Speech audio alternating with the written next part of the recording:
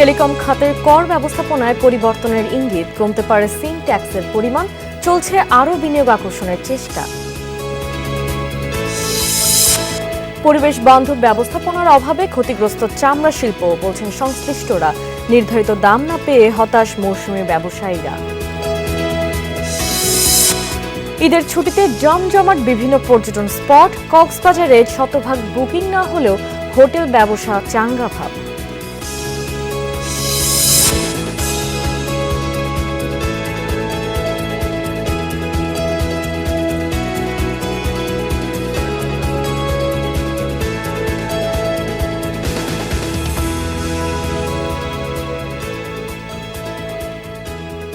এতক্ষণ শিরোনাম দেখছিলেন, এবার বিস্তারিত। টেলিকম খাতের কর ব্যবস্থাপনায় পরিবর্তনের ইঙ্গিত মিলেছে। সরকার এই খাতে আরও বিনিয়োগ আকর্ষণের চেষ্টা করছে, পাশাপাশি ভোক্তা পর্যায়ে কর ছাড়ের সুবিধাও পৌঁছে দিতে যাচ্ছে। এসব বিষয়ে অর্থ মন্ত্রণালয়ের সাথে যোগাযোগ বাড়িয়েছেন টেলিকম খাতের নীতি নির্ধারকরা। এসব বিষয়ে অর্থমন্ত্রী অনেকটা নমনীয় বলে ধারণা করা হচ্ছে। বলা হচ্ছে, কমতে পারে সিম ট্যাক্সের পরিমাণ। পদ্মা সেতুর জন্য মোবাইল সেবায় আরোপিত 1% সারচার্জ বাতিলের প্রস্তাবও তুলেছে অপারেটররা। দীর্ঘদিন ধরে উচ্চ করজালে আটকে আছে দেশের টেলিকম খাত। তবে আগামী অর্থবছরের বাজেটে এই খাতের কর কাঠামোতে নেওয়া হচ্ছে বেশ কিছু ইতিবাচক সিদ্ধান্ত। বাজেটে সিম ট্যাক্সের উপর আরোপিত শুল্ক সহনীয় করার উদ্যোগ আসছে। আরোপিত শুল্ক 300 টাকার পরিবর্তে নামিয়ে আনা হতে পারে 200 টাকায়। এছাড়া সিম রিপ্লেসমেন্টের জন্য বহাল থাকা 300 টাকা শুল্ক হার পুরোপুরি প্রত্যাহার হতে যাচ্ছে। শুল্কমুক্ত রাখা হবে আইওটি সিম। এখনও 50% লোককে কিন্তু আমাদের ইন্টারনেট ডোমেনে আনতে পারিনি। এটা যদি আনতে হয় তাহলে আমাকে সিম ট্যাক্সটা আমাকে এলিমিনেট করতে হবে। সিম রিপ্লেসমেন্ট ট্যাক্স একটা আছে। আপনি একবার ট্যাক্স দিয়েছেন, আপনি একবার সিম ট্যাক্স দিয়েছেন, কিন্তু আপনাকে কোনো একটা সিম রিপ্লেস করতে গেলে সেটা সিমটা নষ্ট হোক বা হারিয়ে যাক, আপনাকে আবারও সেই সিম ট্যাক্সটা দিতে হচ্ছে। এটা কিন্তু একটা ডুয়াল ট্যাক্স, এটা ডুপ্লিকেশন হচ্ছে।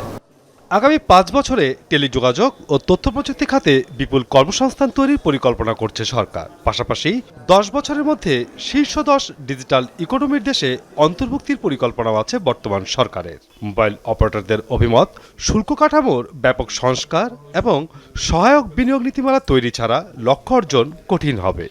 কর নীতির যে আপনার যে একটা কনসিস্টেন্সি, তারপরে আপনার ধরেন টেলিকম নীতির যে একটা কনসিস্টেন্সি, তারপরে ফরেন ডাইরেক্ট ইনভেস্টমেন্ট আসার ক্ষেত্রে যে আপনার কাইন্ড অফ ওয়ান স্টপ টাইপের যে একটা মানে একটা ইজ, একটা কমফোর্ট, এটা যদি সরকার যতদিন পর্যন্ত আমরা এনশিওর করতে না পারবো, আমাদের এই ইনভেস্টমেন্টগুলো কিন্তু দেখা যাবে যে আমাদের দিকে না আসে, এটা অন্য কোনো দেশে চলে যাচ্ছে।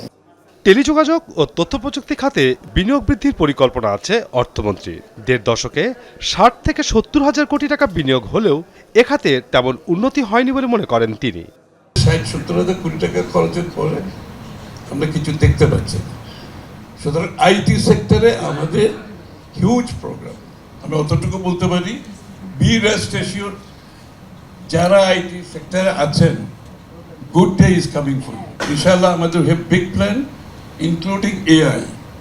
বর্তমানে গ্রাহকের প্রতি 100 টাকা রিচার্জের 39 টাকা সরাসরি চলে যায় সরকারি কোষাগারে, যার মধ্যে আছে 20% সম্পূরক শুল্ক, কার্যকরী ভ্যাট 18%, আর পদ্মা সেতুর জন্য মোবাইল সেবায় আরোপিত 1% সারচার্জ। এই 1% সারচার্জ বাতিলের জন্য জাতীয় রাজস্ব বোর্ডের কাছে দাবি জানিয়েছেন মোবাইল অপারেটররা। মাসুদুজ্জামান রবিন, যমুনা নিউজ, ঢাকা। পরিবেশ বান্ধব ব্যবস্থাপনা নিশ্চিত করতে না পারায় চরমভাবে ক্ষতিগ্রস্ত হচ্ছে দেশের চামড়া শিল্প। ন্যায্য দাম থেকে বঞ্চিত হচ্ছে ট্যানারি ও কাঁচা চামড়ার সুবিধাভোগীরা। এমন মন্তব্য করেছেন সংশ্লিষ্ট ব্যবসায়ী ও বিশ্লেষকরা। বলছেন, 1 দশকেরও বেশি সময় ধরে এই খাতের রফতানি ঘুরপাক খাচ্ছে $1 বিলিয়ন আশেপাশে। চামড়া ব্যবস্থাপনায় আন্তর্জাতিক মানদণ্ড বা LWG সনদ পেলে এই খাত থেকে বছরে অন্তত $5 বিলিয়ন আয় করা সম্ভব। ন্যায্য দাম থেকে বরাবরই বঞ্চিত মৌসুমি চামড়া ব্যবসায়ীরা।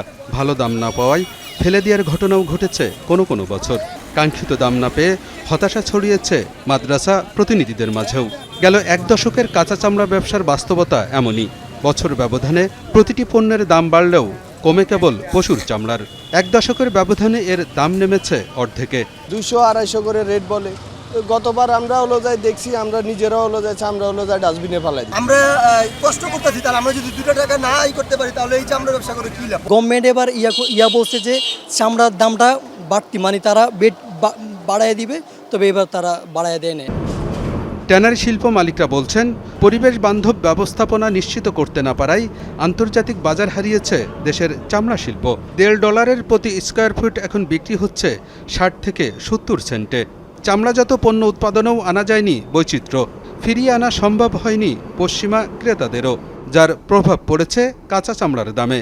আমি যেটা সেল করতাম 16 সালে $1.50, সেখান থেকে আপনার অর্ধেক দামে চলে আসছে।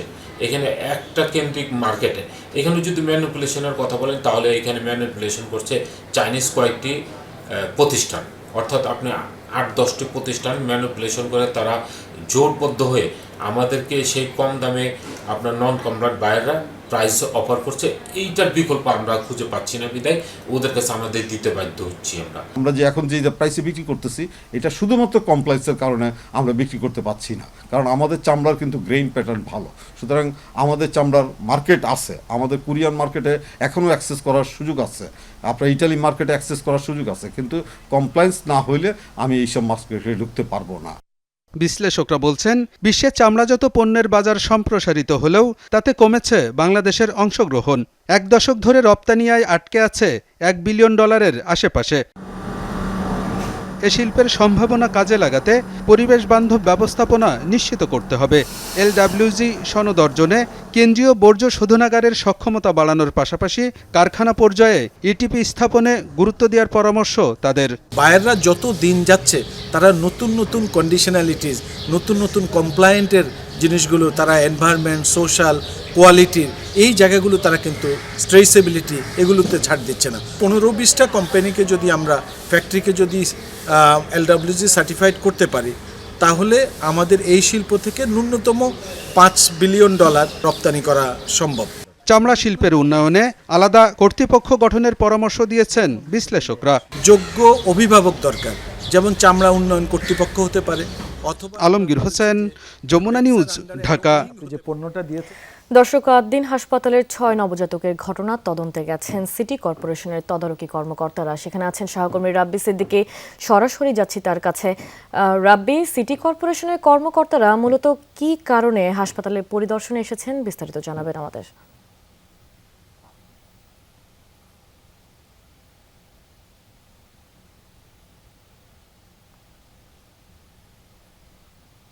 যে কিছুক্ষণ আগে ঢাকা দক্ষিণ সিটি কর্পোরেশনের নির্বাহী ম্যাজিস্ট্রেটের নেতৃত্বে একটি টিম কিন্তু এই আদ্দিন হাসপাতালের যে দুর্ঘটনাস্থল, সেই দুর্ঘটনাস্থলে আসেন এবং মূলত আজকে তারা তদন্ত করবে, তারা কথা বলবে হাসপাতাল কর্তৃপক্ষের সাথে। সেই সাথে আপনি জানেন যে এই হাসপাতালের বেশ কিছু বিষয়ে এরই মধ্যে যে গতকাল আংশিক যে তদন্ত প্রতিবেদন প্রকাশ পেয়েছে, সেখানে বেশ কিছু অনিয়ম পাওয়া গেছে। বিশেষ করে আমরা দেখলাম যে এই হাসপাতালে একটি বেকারির ফ্যাক্টরি আছে, সেই বেকারির ফ্যাক্টরিটির অনুমোদন সহ নানান বিষয় এখানে উঠে এসেছে। সেই বিষয়গুলো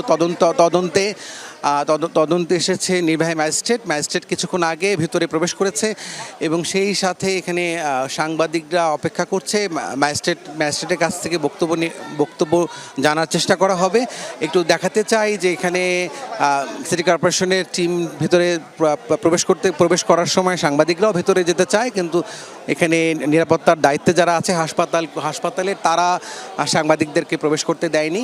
আমরা অপেক্ষায় আছি সিটি কর্পোরেশনের যে তদন্ত দলটি, সেই দলটি এখানে আসার পরে আমরা জানার চেষ্টা করব। আচ্ছা, আপনাদের কাছ থেকে আছে কি নির্দেশনা আছে? আমরা লাইভে আছি। জি দাদা, প্রবেশ করতে না, আমি কিচ্ছুই জানি না। শোনেন, আমি কেবলে চিল্লাপাল্লা দৌড়িয়ে আসলাম, এসে দেখলাম আপনারাও রাগ করছেন, তারাও রাগ করছেন, ঝামেলা বাঁধবে, তখন আপনাদের অনুরোধ করে থামাইছি, ওদের সরাই দিয়েছে, এইটুকু আমি জানি। শুনছিলেন এখানে একজন নিরাপত্তার দায়িত্বে আছে, তিনি বললেন যে আসলে এখানে গতকালে একটি ঘটনা ঘটেছে, সেই ঘটনায় কিন্তু হাসপাতাল কর্তৃপক্ষ ক্ষমাও চেয়েছে। আজকেও সাংবাদিক প্রবেশে বাধা দেওয়া হচ্ছে আমরা দেখতে পাচ্ছি। আমরা একটু জানাতে চাই যে সিটি কর্পোরেশনের যে নির্বাহী ম্যাজিস্ট্রেট এসেছেন তিনি এখানে আইনশৃঙ্খলা বাহিনীর সদস্যদের সাথে নিয়ে এসেছেন। এখানে রমনাথ থানার যিনি তদন্ত কর্মকর্তা আছেন তিনিও কিন্তু আছেন। আমরা ভেতরে পরিদর্শনের পর আমরা বিস্তারিত আপনাদের জানাতে পারবো। রাব্বি, আপনাকে ধন্যবাদ। কোরবানির ঈদ ঘিরে যশোর ও বাগেরহাটে চামড়া শিল্পে প্রাণচাঞ্চল্য ফেরার কথা থাকলেও বাস্তব চিত্র ভিন্ন। সরকার দাম নির্ধারণ করে দিলেও মাঠ পর্যায়ে সেই মূল্য মিলছে না বলে অভিযোগ বিক্রেতাদের। অন্যদিকে ব্যবসায়ীরাও বলছেন উৎপাদন খরচ বৃদ্ধি, বকেয়া আদায় না হওয়া এবং ট্যানারি পর্যায়ে চাহিদা কমে যাওয়ায় সংকট বেড়েছে। কোরবানির ঈদ শেষে দক্ষিণ পশ্চিমাঞ্চলের বৃহৎ চামড়ার হাট যশোরের রাজারহাটে চলছে বেচাকেনা। তবে অন্যান্য বছরের তুলনায় এবার বাজারে নেই সেই চিরচেনা ব্যস্ততা। যেখানে প্রতি বছর ২০ থেকে ২৫,০০০ চামড়া ওঠে, সেখানে এবার এসেছে ১০,০০০ চামড়া। সরকার ঢাকার বাইরে গরুর চামড়ার দাম প্রতি বর্গফুট ৫৭ থেকে ৬২ টাকা, খাসির চামড়া ২৫ থেকে ৩০ টাকা এবং বকরির চামড়া ২২ থেকে ২৫ টাকা নির্ধারণ করলেও বাস্তবে মিলছে না সেই দাম। গরুর চামড়া বিক্রি হচ্ছে মাত্র ২০০ থেকে ৫০০ টাকায়, আর ছাগলের চামড়া ২০ থেকে ৫০ টাকায়।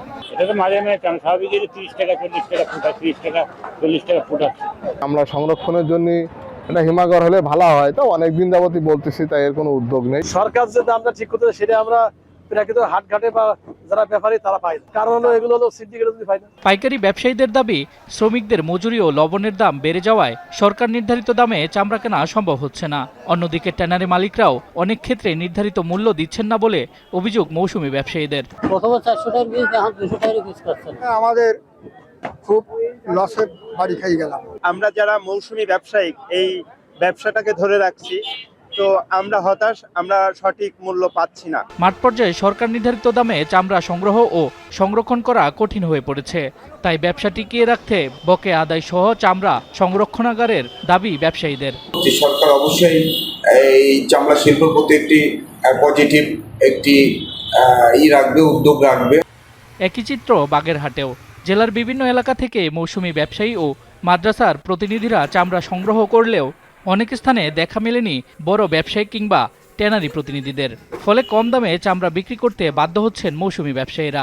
ক্যাশ টাকা তো পাই না, ৩০০ টাকার মাছ ২০০ টাকা বলে, ৫০০ টাকার মাছ ৩০০ টাকা বলে, ১০০০ টাকার মাছ ৬০০ টাকা বলে নিয়ে যাই ৩ মাসের কথা কয়ে ১ বছর ২ বছর আমরা টাকা পাই না। কিন্তু আগে চামড়ার দাম ছিল, আগে অনেক লোক ছিল, এখন চামড়া চলে না, এখন লোকও নেই। প্রত্যেকটা জিনিসের দ্রব্যমূল্যের দাম যেভাবে বৃদ্ধি পেয়েছে, চামড়ার দামটা যেন সেভাবে বৃদ্ধি পায়। সরকার যে বলে লবণ আমাকে ফিরিয়ে দিচ্ছে, তার সেই লবণ কই? আমার জীবনে আমরা কিনেই ব্যবহার করি, আমরা সরকারি কোনো সহযোগিতা পাই না। কার্যকর বাজার তদারকি ও ট্যানারি পর্যায়ে স্বচ্ছতা নিশ্চিত না করা হলে সংকট আরও গভীর হবে বলে মনে করছেন সংশ্লিষ্টরা। শামস তাবরিজ উচ্ছ্বাস, যমুনা নিউজ। ঈদের ছুটির শেষ দিনে জমজমাট দেশের বিভিন্ন পর্যটন স্পট। পরিবার পরিজন নিয়ে ঘুরতে বেরিয়েছেন ভ্রমণ পিপাসুরা। কক্সবাজার সমুদ্র সৈকতের সুগন্ধা, লাবণী, কলাতলী সহ প্রতিটি পয়েন্ট পর্যটকদের পদচারণায় মুখর হয়ে উঠেছে। হিমছড়িতেও ঘুরতে যাচ্ছেন অনেকে। এবারে ছুটি উপভোগে অনেকেই ছুটেছেন ৩ পার্বত্য জেলায়, সময় কাটাচ্ছেন প্রকৃতির সান্নিধ্যে। বান্দরবানের মেঘলা নীলাচল, খাগড়াছড়ির আলোটিলা, জেলা পরিষদ পার্ক, রাঙামাটির কাপ্তাই লেক ও সাজেকে ভিড় বেড়েছে পর্যটকদের। এছাড়া দেশের বিভিন্ন স্থানে পার্ক সহ বিভিন্ন কেন্দ্রগুলোতেও পরিবার পরিজন নিয়ে ঘুরছেন অনেকে। তবে এবার সব মিলিয়ে শতভাগ হোটেল বুকিং হয়নি, তবুও ব্যবসায় চাঙা ভাব ছিল বলে জানান হোটেল মোটেল মালিকরা। সারা বছর তো আর আসা হয় না, বাচ্চাদের স্কুল থাকে, তাই আসতে পারি না। এই ঈদের ছুটিতেই আসি, কিন্তু এই ঈদের ছুটিতে আসলে সব জিনিসের দাম বেশি। আজকে এখানে বসে বসে সেই শৈশবকালে ফিরে গেছি এবং খুব আনন্দ লাগতেছে। হোটেল ভাড়া বেশি তো অনেক বেশি, আগের তুলনায় অনেক বেশি। দর্শক, এ বিষয়ে আরও জানাতে কক্সবাজার থেকে যুক্ত হচ্ছেন সহকর্মী এহসান আল কুতুবি। এহসান, পর্যটন কেন্দ্রগুলোর চিত্র কেমন দেখছেন আমাদের জানাবেন।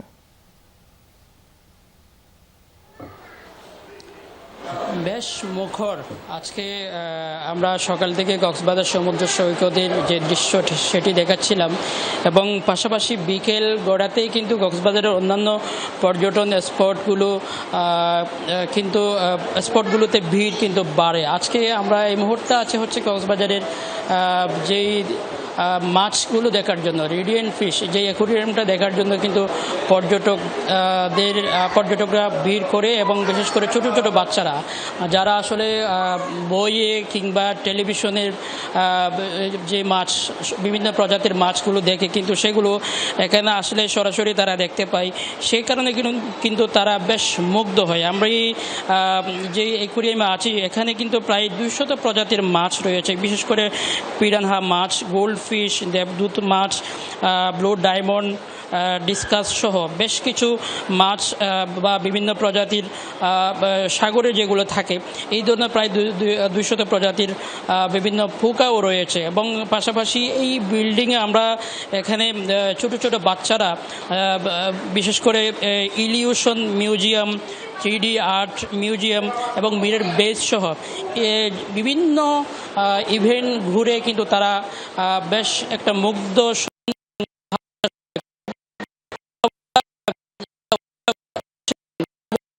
বাচ্চারা এখানে এসে যেমন মুগ্ধ হচ্ছেন, বিনোদন যেমন পাচ্ছেন এবং পাশাপাশি হচ্ছে তাদের জন্য শিক্ষণীয় একটা বিষয় হচ্ছে তারা বিভিন্ন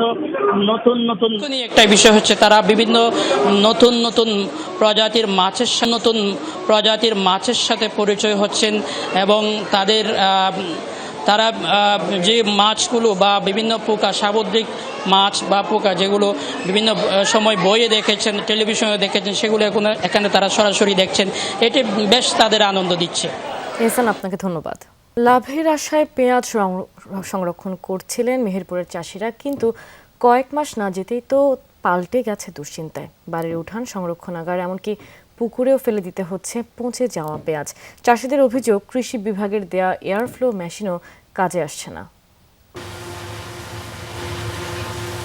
মেহেরপুরের মুজিবনগর উপজেলার ভবেরপাড়া গ্রামের পেঁয়াজ চাষি সালাউদ্দিন হোসেন। বাজারে দর কম হওয়ায় ভালো দামের আশায় 400 থেকে 500 মন পেঁয়াজ সংরক্ষণ করেন তিনি, কিন্তু কয়েক মাসের ব্যবধানে তার প্রায় 200 মন পেঁয়াজ পচে নষ্ট হয়েছে। কৃষি সম্প্রসারণ অধিদপ্তরের পক্ষ থেকে ভর্তুকিতে দেওয়া হয়েছিল এয়ারফ্লো মেশিন।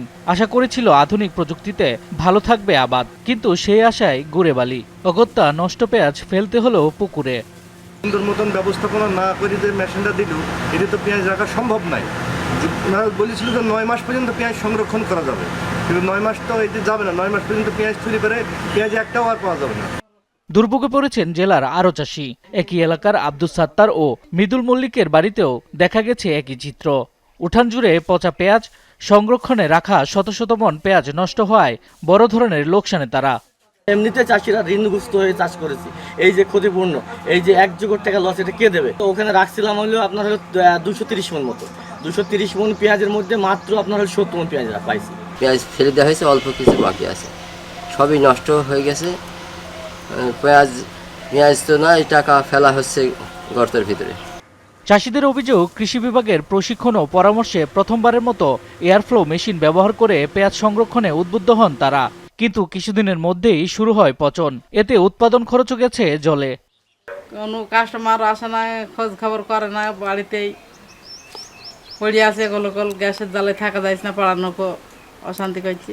কিছুদিন রেখে হয়তো দাম টাম পাবে, কিন্তু চাষিরা তো শেষ হয়ে যাচ্ছে, পচি শেষ এবং দামও পাচ্ছে না। 100%-এর ভিতরে 70% পচে গেছে, কৃষক প্রচন্ড লসের মুখে। অভিযোগের পর বিভিন্ন এলাকার সংরক্ষণাগার পরিদর্শন করেছে কৃষি বিভাগ। ক্ষতির কারণ খতিয়ে দেখার পাশাপাশি প্রয়োজনীয় ব্যবস্থা নেওয়ার আশ্বাস দিয়েছে কর্মকর্তারা। তারা যদি একটু সচেতন হইতো তাহলে আরেকটু ভালোভাবে সংরক্ষণ করতে পারছে। তারপরে যদি কোনো কৃষক লিখিতভাবে আমাদের কাছে বিষয়টা অবগত করে, তাহলে আমরা অবশ্যই এই বিষয়ে প্রয়োজনীয় ব্যবস্থা গ্রহণ করব। চলতি মৌসুমে মেহেরপুরে 5200 হেক্টর জমিতে পেঁয়াজের আবাদ হয়েছে। জেলার 100 জন চাষির মাঝে ভর্তুকিতে দেয়া হয় এয়ারফ্লো মেশিন। শামস তাবরিজ উচ্ছ্বাস, যমুনা নিউজ। দর্শক, এই ছিল বিজনেস টুডের এখনকার আয়োজনে। এতক্ষণ সাথে থাকার জন্য ধন্যবাদ সবাইকে।